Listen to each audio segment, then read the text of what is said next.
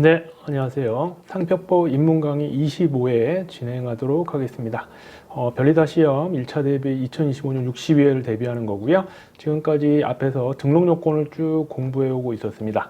자, 그거에 이어서 실제 기본 강의에서는 되게 중요하지만 입문 강의에서 많은 걸 다루기는 어려워서 가장 기본적인 개념을 말씀드리려고 하는 34조 1항 9호 내지 13호와 관련된 부분을 설명드리도록 하겠습니다.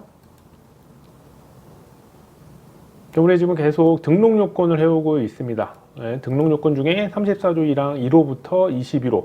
자, 요거는 부등록사유라고 하고요.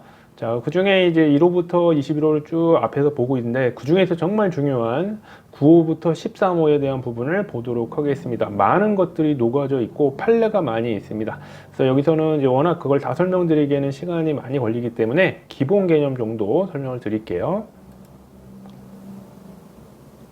자, 우리가 이런 상표들이 쭉 있습니다. 뭐 이런 거 소녀시대, 버버리 노래방, 뭐 버버리 단팥빵. 자, 이게 유명한 어떤 다른 사람의 이름이라든지 뭐 아이돌 그룹 명칭이라든지 그 다음에 이런 거 창고 43 같은 건 이미 알려져 있는 많이 알려져 있지 않더라도 어느 일정 지역에서는 알려져 있는 이제 요게 소고기 식당입니다.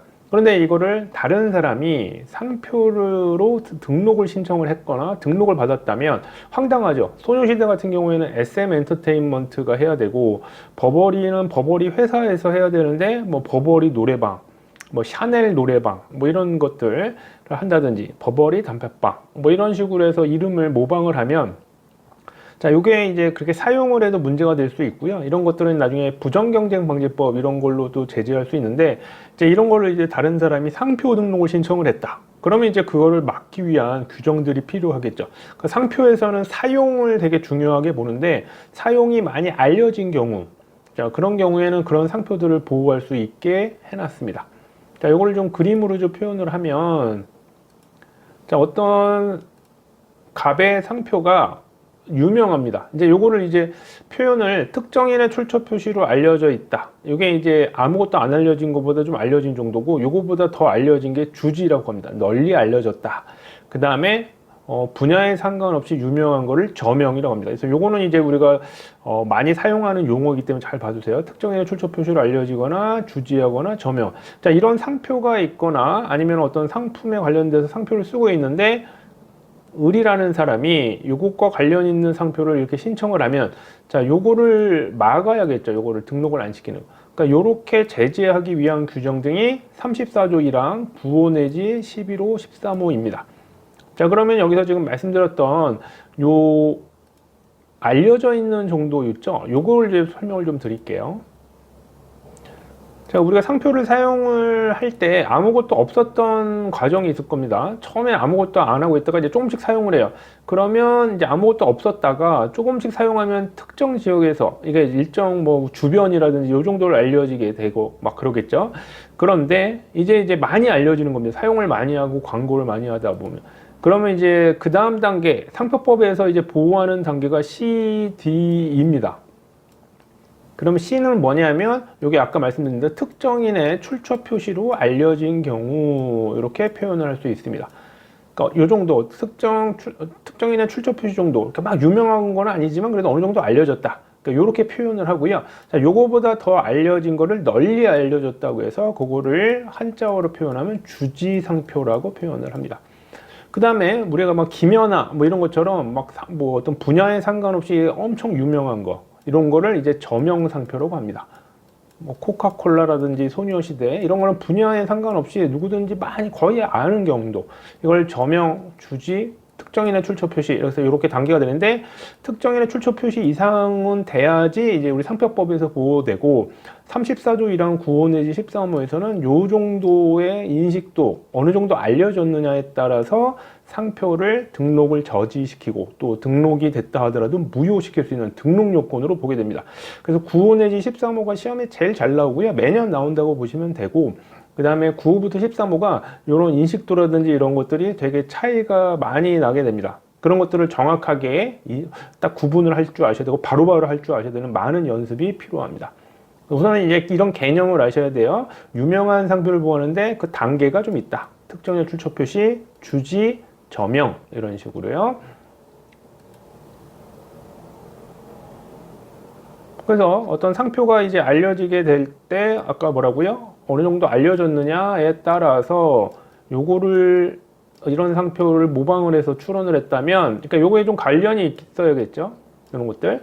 그래서 어느 정도 관련이 있느냐 이런 것들도 또 차이가 많이 있고요. 그런 부분을 좀 구분을 하셔야 됩니다. 자, 이런 게 다 34조이랑 9호 내지 13호에 해당한다. 이렇게 보시면 됩니다. 이런 것들. 자, 그러면 이게 9호 내지 13호가 왜 중요하냐면, 자, 특정인의 출처 표시를 알려드느냐, 주지하느냐, 저명하냐, 이거에 따라서 그냥 끝나는 게 아니라 여러 가지를 고려해야 됩니다. 어떤 게 있느냐면, 이게 어느 정도 알려졌느냐, 인식도, 그쵸? 요게 9호 내지 13호보다 좀 다르고요. 그 다음에 상표의 범위라고 해서 우리가 배웠었던 동일 유사 범위뿐만 아니라 동일 유사하지 않은 경우도 적용하는 경우가 있게 됩니다. 이런 것들. 그 다음에 상품의 범위도 마찬가지입니다. 동일 유사는 기본인데 동일 유사를 넘어선 경우는 어떻게 할 거냐, 그런 것들도 9호 내지 13호에서 되게 다르게 판단을 하게 되고요. 그 다음에 판단 시점이 우리가 일반적으로 등록 여부 결정시인데 다른 경우가 있었다고 했죠. 11호하고 13호, 14호 이런 것들, 11, 13, 14, 20, 21호, 그렇죠? 그래서 이런 애들은 출원시입니다. 그렇기 때문에 또 달라요. 9호 내지 13호까지 여기 이제 어떤 규정이 있는데 이게 좀 다른 거죠. 이런 것들. 그 중에 11, 13호는 판단 시점이 달라요. 그러니까 우리가 이런 것들 시험 문제 나오게 되면 그런 것들을 틀릴 수 있는 가능성이 있게 되기 때문에 조심하셔야 되고요. 그 다음에 제척기간 기억나십니까? 제척기간은 등록 후에 무효 심판을 청구할 수 있는 기간을 얘기합니다. 그렇죠? 그런데 이것도 6호부터 10호, 34조 1항 6호부터 10호, 그 다음에 16호는 5년까지 되고요. 다른 것들은 제척기간, 어떤 특정한 기한 없이 무효심판을 청구할 수 있습니다. 그럼 여기에 또 보시면 9호가 관련이 있네요. 그렇죠? 11호 내지 13호 같은 경우에는 제척기간이 적용받죠. 그러니까 이런 것들이 좀 약간 예외되는 부분이 있고 9호 내지 13호가 이렇게 이런 5가지 분야에서 차이가 좀 있다는 거. 그래서 그런 것들을 구분을 할 줄 아셔야 됩니다. 그래서 입문 강의 때는 이제 요런 게 있고 구분을 할 거를 준비를 하셔야 되는 걸 하고요. 기본 강의 때는 요거를 상세하게 하나씩 하게 되면서 여러분들이 그걸 구분하실 수 있는 연습을 하셔야 되고요. 제가 기본 강의 때도 반복해서 많이 반복을 많이 못 하더라도 그런 내용들을 몇 번씩 보여드리면서 자꾸 연습을 할 겁니다. 그러니까 여러분들이 또 스스로 또 하셔야 될 거고요. 그렇죠? 집에 가셔서 복습하셔야 되고. 그러니까 우선은 이제 9호 내지 13호가 유명한 상표를 보호하기 위해서 등록을 안 해놓은 거예요, 이런 사람들이. 그러면 이런 거를 보호를 해줘야겠다, 이렇게 모방을 하거나. 그럴 때 9호 내지 13호가 있는데 그때 어떤 여러 가지 요건이 인식도, 상표의 범위, 상품의 범위, 판단 시점, 제척 기간 등에 따라서 좀 차이가 있기 때문에 그 각각을 구분하셔야 된다. 이렇게 보셔야 됩니다. 34조 1항 9호 내지 13호 너무 중요하고요. 시험에 너무너무 잘 나옵니다. 자, 요 정도로 좀 보고 또 다음 시간에 또 뵙도록 하겠습니다. 자, 25회 이렇게 마감을 하고요. 다음 26회 때 뵙도록 하겠습니다. 감사합니다.